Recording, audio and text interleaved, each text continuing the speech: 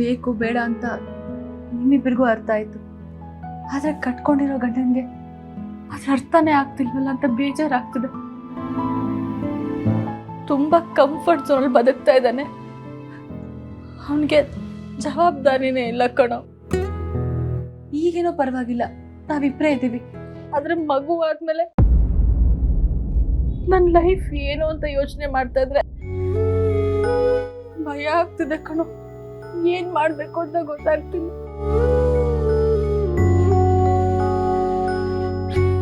ಅಳ್ಬೇಡ ಸಿಂಚನ. ನೋಡು, ಅವ್ನು ಮೊದ್ಲಿಂದಾನು ಹಾಗೆ ಬೆಳೆದು ಬಂದಿದ್ದಾನೆ. ಅವನಿಗೆ ನಾನ್ ಬುದ್ಧಿ ಹೇಳ್ತೀನಿ. ಅಕ್ಕ, ಈ ಸಮಯದಲ್ಲಿ ನೀನು ಅಳ್ಬಾರ್ದು ಕಣೆ. ನೀನು ಫೋನಲ್ಲಿ ಮಾತಾಡ್ದಾಗಲೇ ಗೊತ್ತಾಯ್ತು ನೀನು ಯಾವುದೋ ಒಂದು ವಿಷಯಕ್ಕೆ ಬೇಜಾರಾಗಿದ್ಯಾ ಅಂತ. ನೋಡು, ಭಾವನ ಹತ್ರ ನಾನು ಮಾತಾಡಿ ಕೆಲಸ ಕಳಿಸ್ತೀನಿ. ನೀನೇನು ಯೋಚನೆ ಮಾಡಬೇಡ, ಆರಾಮಾಗಿರು. ಹೌದು ಸಿಂಚನ, ನಿನ್ ಸಮಸ್ಯೆನ ನಾವು ದೂರ ಮಾಡ್ತೀವಿ. ಅವನಿಗೆ ಮೊದ್ಲಿಂದಾನು ಕೆಲಸ ಅಂದ್ರೆ ಒಂಥರ ಅಸಡ್ಡೆ.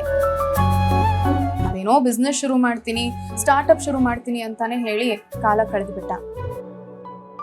ಆದ್ರೆ ಇನ್ ಮುಂದೆ ಹಾಗೆ ಮಾಡೋ ಹಾಗಿಲ್ಲ ಅಂತ ನಾವು ಅವನಿಗೆ ಹೇಳ್ತೀವಿ. ಅವನು ಬದಲಾಗ್ತಾನೆ. ಬದಲಾಗೋ ಹಾಗೆ ನಾವು ಮಾಡ್ತೀವಿ.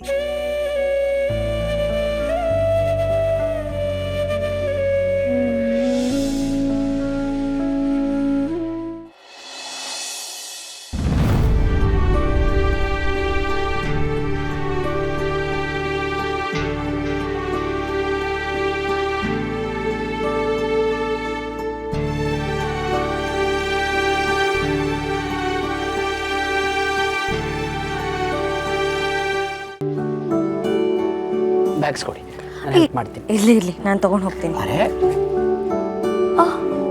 ಶಾಂತಮ್ಮ, ಬಂದ್ಬಿಟ್ರಾ? ಆಯಿತು, ನಾನು ಆಫೀಸ್ ಮುಗಿಸ್ಕೊಂಡು ಬರ್ತೀನಿ. ಸಂಜೆ ಮಾತಾಡೋಣ. ಸರಿ. ಜಾನ್ವಿ ಅವರೇ, ಮನೆ ಕಡೆ ಜೋಪಾನ.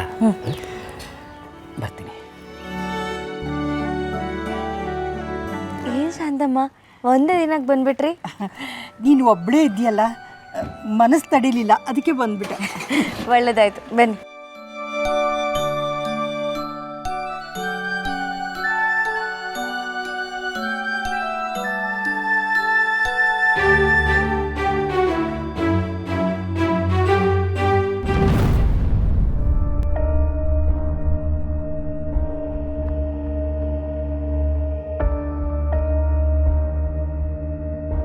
ನಿನ್ನ ನಾನು ಏನೋ ಅಂದ್ಕೊಂಡಿದ್ದೆ, ಈಗ ಅರ್ಥ ಆಗ್ತಿದೆ. ಒಂದೇ ದಿನದಲ್ಲಿ ಎಲ್ಲ ವಸ್ತುಗಳನ್ನ ಅದಲು ಬದಲು ಮಾಡಿಬಿಟ್ಟಿದೀಯಾ. ಅದಕ್ಕೆ ಅಲ್ವಾ ನಾನು ಬಂದಿದ್ದು. ಇಲ್ಲ ಅಂದರೆ ನಾನು ಬಂದು ಏನು ಪ್ರಯೋಜನ ಹೇಳಿ? ನಾನೆಲ್ಲ ಸರಿ ಮಾಡ್ಕೊಳ್ತೀನಿ ಅಂದಾಗ ನಾನು ನಿನ್ನ ನಂಬಿರಲಿಲ್ಲ. ಆದರೆ ಈಗ ಅರ್ಥ ಆಗ್ತಿದೆ, ನಿನ್ನ ಮನೆಯಿಂದ ಹೊರಗಡೆನೇ ಬಿಡದೇ ಇರೋನ ಜೊತೆ ಶಾಪಿಂಗ್ ಮಾಡ್ಕೊಂಡು ಬರ್ತಿದೀಯಾ ಅಂದರೆ ಏನೋ ಉದ್ದೇಶ ಇಟ್ಕೊಂಡು ಬಂದಿದೀಯಾ ತಾನೆ? ಖಂಡಿತ ಅಮ್ಮ, ನಾನಂತೂ ಇಲ್ಲಿ ಮತ್ತೆ ಆ ನರ್ಕಕ್ಕೆ ಬೀಳೋದಕ್ಕಂತೂ ಬಂದಿಲ್ಲ. ಅವ್ರು ಹೇಳೋದನ್ನು ಕೇಳೋದಕ್ಕೂ ಬಂದಿಲ್ಲ. ಅವ್ರನ್ನ ಬದಲಾಯಿಸಕ್ಕೆ ಬಂದಿದ್ದೀನಿ. ನಾನು ಮೊದಲಿನ ಥರ ಹೆದರ್ಕೊಂಡೇ ಇದ್ದರೆ ಅವ್ರು ಮತ್ತೆ ಹಳೆ ಚಾಳಿನೇ ಶುರು ಮಾಡ್ಕೋತಾರೆ. ಆಗ ನಾನು ಹೆದರ್ಕೊಂಡು ಓಡಿ ಹೋಗ್ತೀನಿ. ಅವ್ರು ನಮ್ಮ ಮನೆಯವ್ರಿಗೇನಾದರೂ ತೊಂದರೆ ಕೊಡೋಕ್ಕೆ ಬರ್ತಾರೆ. ಏನು ತಪ್ಪೇ ಮಾಡಿಲ್ದಿರೋ ನಮ್ಮ ಮನೆಯವರು ಯಾಕೆ ತೊಂದರೆ ಅನುಭವಿಸ್ಬೇಕು? ಅದಕ್ಕೆ ಹೀಗೆ ಮಾಡ್ತಾ ಇದ್ದೀನಿ. ಹಾಗಾದರೆ ಇನ್ನು ಮುಂದೆ ಹೀಗೆ ಇರ್ತೀಯಾ? ಖಂಡಿತ ಇರ್ತೀನಿ. ಅದಕ್ಕೆ ಅಲ್ವಾ ಬಂದಿದ್ದು. ಹಾಗಂತ ಅವರಿಗೆ ನಾನು ಹೆದರಿಸಿ ಬೆದರಿಸಿ ಜೊತೆಲಿಟ್ಕೊಳ್ಳಲ್ಲ. ಅವ್ರು ಹೇಗೆ ನನ್ನ ಇಷ್ಟು ದಿವಸ ಪ್ರೀತಿಯಿಂದ ನೋಡ್ಕೊಂಡಿದ್ದಾರೋ ಅದೇ ಪ್ರೀತಿಯಲ್ಲೇ ಅವ್ರಿಗೆ ಬುದ್ಧಿ ಕಲಿಸ್ತೀನಿ. ನನಗೆ ತುಂಬ ಖುಷಿ ಆಗ್ತಿದೆ. ಇದುವರೆಗೂ ಸೈಲೆಂಟ್ ಆಗಿದ್ದವಳು ಈಗ ಸುಂಟ್ರ ಗಾಳಿ ಥರ ಬದಲಾಗ್ತಿದ್ಯಾ. ಈ ಗಾಳಿಗೆ ಮತ್ತೆ ನಿಮ್ಮ ಬದುಕು ದಾರಿ ತಪ್ಪದೇ ಇದ್ರೆ ಅಷ್ಟೇ ಸಾಕಮ್ಮ. ಅಮ್ಮ, ಹೊರಗಡೆಯಿಂದ ಸುಂಟ್ರ ಗಾಳಿ ಅನ್ಸಿದ್ರು ಒಳಗಡೆ ತಂಗಾಳಿನೇ ಇರೋದು. ಹಾಗಾಗಿ ಸಂಸಾರದ ದಾರಿ ತಪ್ಪಲ್ಲ, ನಾನು ತಪ್ಪಕ್ಕೂ ಬಿಡಲ್ಲ. ನೀನು ಸಾಮಾನ್ಯದವಳಲ್ಲ ಬಿಡು. ನಾನು ಸಾಮಾನ್ಯದೊಳಗೆ ಇದ್ದೆ ಅಮ್ಮ.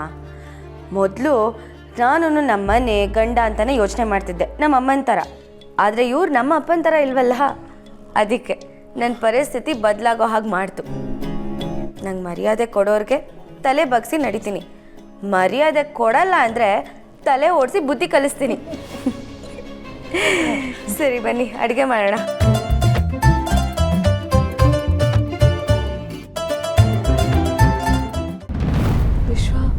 ಮಾವ ಏನೋ ಇನ್ನೂ ಬಂದಿಲ್ಲ. ಅವ್ರಿಗೇನಾದರೂ ವಿಷಯ ಗೊತ್ತಾಗಿರ್ಬೋದಾ? ನನಗೂ ಅದೇ ಗೊತ್ತಾಗ್ತಿಲ್ಲ ತನು. ಅವ್ರ ಮನೆಗೆ ಬಂದು ಹೇಗೆ ರಿಯಾಕ್ಟ್ ಮಾಡ್ತಾರೆ ಅನ್ನೋದ್ರ ಮೇಲೆ ಅವ್ರಿಗೆ ವಿಷಯ ಗೊತ್ತಾಗಿದೆಯೋ ಇಲ್ವೋ ಅಂತ ನಮಗೆ ಗೊತ್ತಾಗುತ್ತೆ. ಆದರೆ ನನಗೆ ಯಾಕೋ ಒಂಥರ ಭಯ ಆಗ್ತಿದೆ. ಈ ವಿಷಯ ಮುಚ್ಚಿಟ್ಟು ನಾವು ತಪ್ಪು ಮಾಡಿದ್ವಾ ಅಂತ.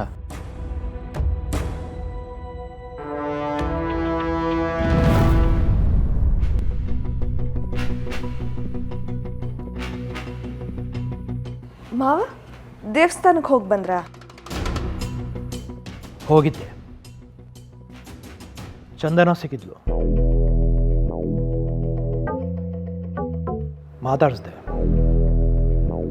ಅವಳಿಗೆ ಏನು ಬೇಕೋ ಎಲ್ಲ ವ್ಯವಸ್ಥೆನೂ ಮಾಡಿ ಬಂದಿದ್ದೀನಿ. ಪಾಪ ವ್ರತ ಮಾಡಿ ಮಾಡಿ ತುಂಬ ಸುಸ್ತಾಗಿದ್ಲು. ಆದರೂ ನನ್ನ ಹತ್ರ ನಗ್ನಗ್ತಾನೆ ಮಾತಾಡೋದು.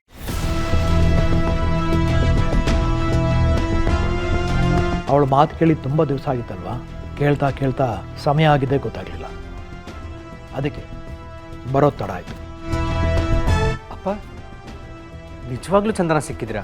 ಯಾಕೆ ನಾನು ಸುಳ್ಳು ಹೇಳ್ತಿದ್ದೀನಿ ಅಂತನಾ? ಏ ವಿಶ್ವ, ನೀನೇ ಅಲ್ವಾ ಅವಳನ್ನು ದೇವಸ್ಥಾನದಲ್ಲಿ ಬಿಟ್ಟು ಬಂದಿದ್ದು? ಮತ್ತೆ ಸಿಕ್ಕಿಲ್ಲ ಅಂತ ಕೇಳ್ತಿದ್ಯಲ್ಲ, ನನ್ನ ಮೇಲೆ ಅನುಮಾನನಾ? ಹಾಗೇನಿಲ್ಲಪ್ಪ. ನೀನು ಇಷ್ಟು ದಿವಸ ಅವಳ ಬಗ್ಗೆ ನನ್ನ ಹತ್ರ ಸುಳ್ಳು ಹೇಳಿ ಥರ ಮಾತಾಡ್ತಿದ್ಯಲ್ಲ, ನಿಜ ಹೇಳು, ಸುಳ್ಳು ಹೇಳ್ತಿದ್ಯಾ?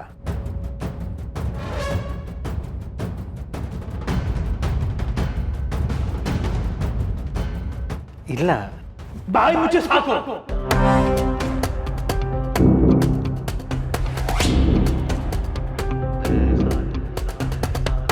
ಇನ್ನು ನೀವೆಲ್ಲ ನನ್ನ ಹತ್ರ ಸುಳ್ಳು ಹೇಳೋ ಅವಶ್ಯಕತೆ ಇಲ್ಲ. ನೀವೆಲ್ಲ ಸೇರ್ಕೊಂಡು ಏನೇನು ಮಾಡಿದ್ದೀರಾ, ಎಷ್ಟು ಸುಳ್ಳು ಹೇಳಿದ್ದೀರಾ ಅಂತ ನನಗೆ ಚೆನ್ನಾಗಿ ಗೊತ್ತಾಯ್ತು.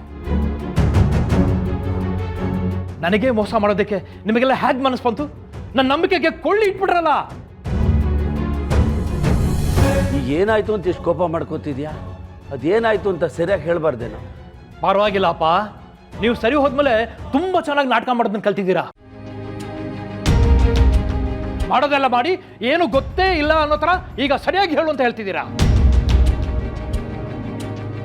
ನೀವೆಲ್ಲ ಸೇರಿ ದೇವಸ್ಥಾನಕ್ಕೆ ಹೋದಾಗ ಅಲ್ಲೇನಾಯ್ತು ಅನ್ನೋದನ್ನ ಮರ್ತಿದ್ದೀರೋ ಅಥವಾ ಮರ್ತಿರೋ ಥರ ನಾಟಕ ಆಡ್ತಿದ್ದೀರೋ? ಹೆತ್ತ ಮಗನಿಗೆ ದ್ರೋಹ ಮಾಡೋದಕ್ಕೆ ಹೇಗಪ್ಪ ಮನಸ್ಸು ಬಂತು ನಿಮಗೆ? ನಾನು ನಿಮಗೆ ಏನ್ ಮಾಡಿದ್ದೆ? ನನ್ನ ಹತ್ರನ ಯಾಕೆ ವಿಷಯ ಮುಚ್ಚಿಟ್ರಿ? ನೋಡು, ಚಂದನ ಯಾರು ಅಂತ ನಮ್ಗೆ ಯಾರಿಗೂ ಗೊತ್ತಿರಲಿಲ್ಲ ಕಣೋದು. ಗೊತ್ತಿದ್ದು ಲಲಿತನಿಗೆ ಮಾತ್ರ. ಹೌದು, ಮೊದಲು ಲಲಿತನಿಗೆ ಗೊತ್ತಾಯ್ತು, ಆಮೇಲೆ ಅವಳಿಂದ ಇವನಿಗೆ ಗೊತ್ತಾಯ್ತು, ಇವನಿಂದ ಎಲ್ರಿಗೂ ಗೊತ್ತಾಯ್ತು.